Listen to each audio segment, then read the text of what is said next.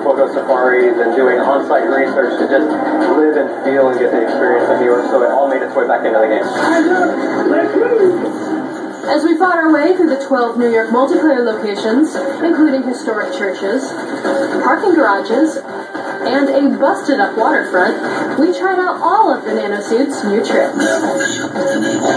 Whether gunning alone or against friends online, Crysis 2 is more than just a standard shooter in a pretty wrapper. This game packs a punch, letting you tailor attacks to fit your ultimate playing style. The futuristic action and enemies feel wild, yet are still grounded in this familiar New York setting. We'll definitely be first in line for one of those fancy new Nanosuits.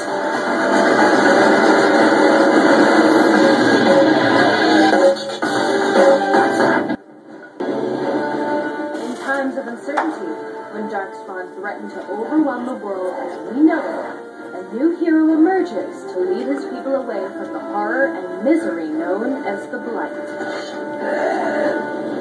This is Dragon Age 2, and the team at BioWare have drastically changed the way you'll experience this RPG. We spoke with BioWare co-founder Ray Mazika and lead designer Mike Laidlaw about how they're bringing some serious action to the role players out there. Jumping into Dragon Age 2, of course, the big difference between the original game is that you start out as one character, no matter who you are, what class you pick, you're still going to be Hawk no matter what. Yeah. What's his backstory? Yeah, Hawk is badass. As Hawk, he becomes the champion of Kirkwall through your actions, through the actions of you and your party. And in the end, you actually have a tremendous impact on the way the entire universe of Dragon Age, the whole world timeline unfolds. Where is it you plan to run to? We're going to Kirkwall. In the Three Marches. We do that through a frame narrative that kind of compresses the history and the timeline into really the high moments, the epic moments of battles. You will not have it. The biggest initial choice you need to make is for your class. Warrior, mage, or rogue. It all depends on how you like to deliver a beatdown. Here they come. Shall I give them a taste of my blade? Allow me. We kind of give them their own roles in the course of the game. So a warrior is basically there to tank, and they do melee AoE. So like the two-hander especially, it's like 3 guys at every swing as long as they're clustered around him or her. The mage is good at kind of single-person control. They can lock down one guy, and then, of course, area of effect damage, fireballs, and so on. And the rogue is good at actually locking down multiple people, but dealing damage to just one. So the end result is that the classes all have kind of a specialty, and the way that they interact is such that you really need to play with your team. Keep control, and remember who is on your side. We played about 6 hours as a mage, only to discover that it was far more enjoyable to unleash the devastating two-handed slashing attacks of the warrior. And if you sunk 60-plus hours into Dragon Age Origins like we did, you may be wondering how your decisions and actions affected the world. Will you be able to port any content from the original game into Dragon Age 2? Yeah, we're allowing players to import their choices, and those choices that you've made in the original game, they actually have an impact on the way the end of the game in Dragon Age 2 unfolds. For fans of the series, there will be a few familiar faces along the way.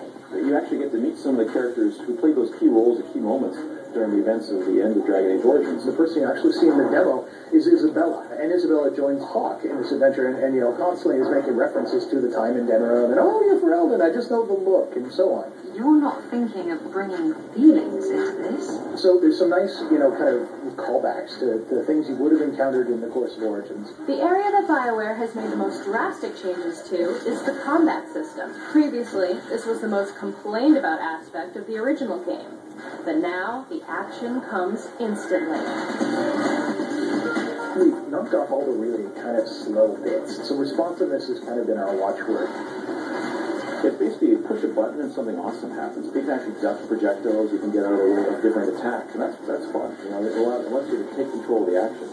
But at the same time, we haven't lost any of the tactical depth that players love in Dragon Age Origins, like being able to use your abilities and spells kind of collaboratively between your party members, or switch characters, or pause the game when you want to, even on console or PC, to kind of, you know, make the right choices at the right moments. The tactic system's largely unchanged. We've added new options. What it still offers is kind of a very solid and I would say smarter pre-built, and then if you want to, you can go in and manually kind of set them and say, no, I want to create the most complex logic tree ever. So that's still from Origins, and I think it works very well, but honestly, the default just works better than it did before. We've removed the idea that you have to spend points in order to get taxes. They just come with leveling up. And so we've made it so you can kind of customize your character in different arcs. So you can say, no, I really like this ability. I use it all the time. It's kind of fundamental to my strategy. So I'm going to make it better instead of taking an ability I might never use.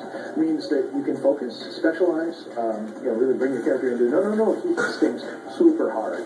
Veronica Hawk smash! Clearly, we can't get enough of this series. It feels like they've barely scraped the surface of what's possible within this world. We love working with the best creators and people that are really passionate about the medium, just kind of figuring out new ways to make it all happen. People who love RPGs will be excited to dig deep into the skill trees and character customization. And action fans will feel tremendously satisfied by the amount of carnage they'll get to dole out to creatures of the blight. It really is true what they say at BioWare. Just hit a button and something awesome happens.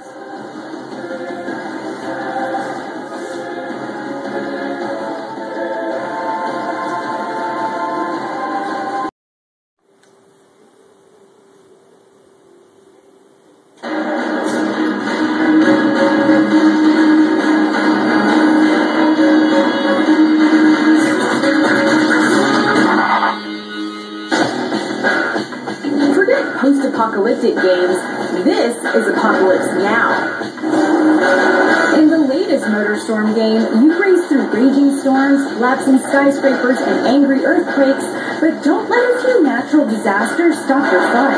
It's fire and brimstone. It's the end of days. It's a totally raging party. It's MotorStorm Apocalypse.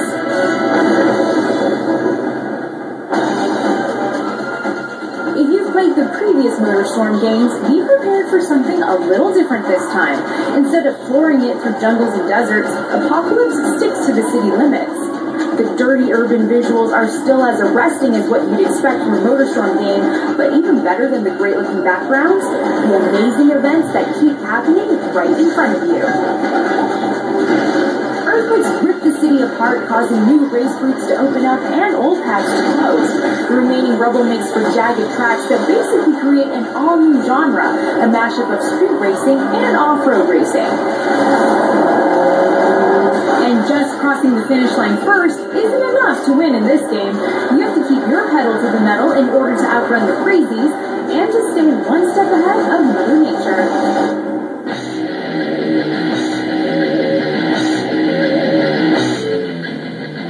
Hold down your X button for a boost that'll speed up your ride even more, but be sure to keep your engine cool by driving through water or catching big air. Otherwise, boom. And hey, have some fun while you're winning. Hit trick buttons to taunt the losers. About 40 single-player races introduce all 13 vehicle classes, including 5 that are all new, from choppers to muscle cars. Each one handles differently, so certain vehicles work best on certain tracks. Choose a dune buggy for bouncing down the beach, or a super bike for jumping between rooftops.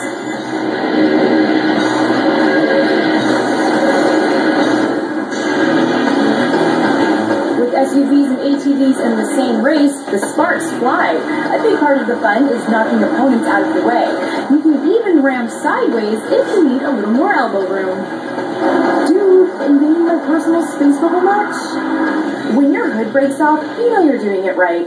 Between races, cutscenes move the story forward, plus get you up to speed on the basics of the game and the 3 different drivers, each who represent a bump in difficulty. Any questions?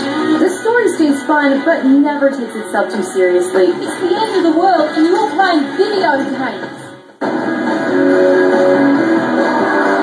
Recreation mode moves all the destruction into multiplayer races. 4 gamers can battle in split screen, and 16 can connect online. Drive enough, and you'll unlock all kinds of customizations. You can swap in new parts, like unique headlights, rims, and other flair. Dozens of special abilities affect 3 categories: handling, boost, and combat. For example, you can improve your grip for tighter turns, cool faster for more boosting, and armor up to defend against other racers. Wait, we need to exchange insurance information! You can even spruce up the paint so your rivals will recognize you from a distance and keep clear. Do you talk a big game online? Put your credits where your mouth is, buddy. How about a wager? If you win, you'll pocket extra chips to unlock upgrades more quickly. If you lose, well, we and your Tiger Bomb will heal that bruised ego right quick.